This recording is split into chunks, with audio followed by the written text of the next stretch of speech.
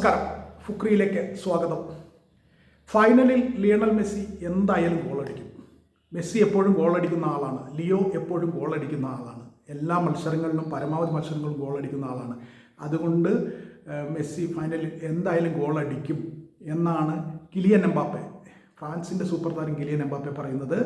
Losers ഫൈനലിൽ മികച്ച മൂന്നാം സ്ഥാനക്കാരെ തീരുമാനിക്കുന്നവരുടെ ഫൈനലിൽ 2 ഗോളടിച്ച കിലിയൻ എംബാപ്പെ, ഇംഗ്ലണ്ടിനെതിരെ 2 ഗോളടിച്ച കിലിയൻ എംബാപ്പെ ഗോൾഡൻ ബൂട്ട് മത്സരത്തിലും ഓൾ ടൈം ഗോൾ സ്കോററുടെ കാര്യത്തിലും മുന്നിലാണ് മെസ്സിയേക്കാൾ. ആ 2 ഗോളോടെ ടോപ്പ് സ്കോറർക്കുള്ള ഗോൾഡൻ ബൂട്ട് മത്സരത്തിൽ 10 ഗോളാണ് എംബാപ്പയ്ക്കുള്ളത്, മെസ്സിക്കുള്ളത് 8.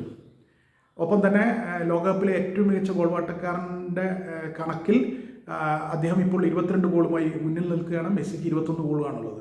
അപ്പോൾ സ്വാഭാവികമായിട്ടും മാധ്യമപ്രവർത്തകർ ചോദിച്ചു, കളിക്ക് ശേഷം ഇംഗ്ലണ്ടിനെതിരായ കളിക്ക് ശേഷം മെസ്സി ഈ റെക്കോർഡ് തകർക്കുമോ, മെസ്സി ഗോൾഡൻ ബൂട്ട് നേടുമോ എന്ന ചോദ്യത്തിന് ലിയോ എല്ലാ തവണയും ഗോളടിക്കുന്ന ആളാണ്. അപ്പോൾ തീർച്ചയായിട്ടും ഫൈനലിലും ലിയോ ഗോളടിക്കും. എന്നെ സംബന്ധിച്ചിടത്തോളം ടീമിന് വേണ്ടി ഗോളടിക്കുക എന്നതിനപ്പുറം വലിയ പ്രാധാന്യമൊന്നുമില്ല. എന്നാൽ തന്നെ ഇപ്പോഴടിച്ച ഗോളുകൾക്ക് വലിയ പ്രാധാന്യമേ ഇല്ല. കാരണം അതൊരു ലൂസേഴ്സ് ഫൈനലായിരുന്നു, 3ാം സ്ഥാനത്തിന് വേണ്ടിയായിരുന്നു.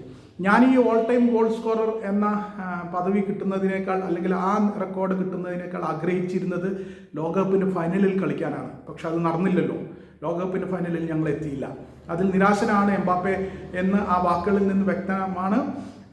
എന്തായാലും മെസ്സി ഗോൾ അടിക്കും ഫൈനലിൽ എന്ന് തന്നെയാണ് കിലിയൻ എംബാപ്പെ പറയുന്നത്.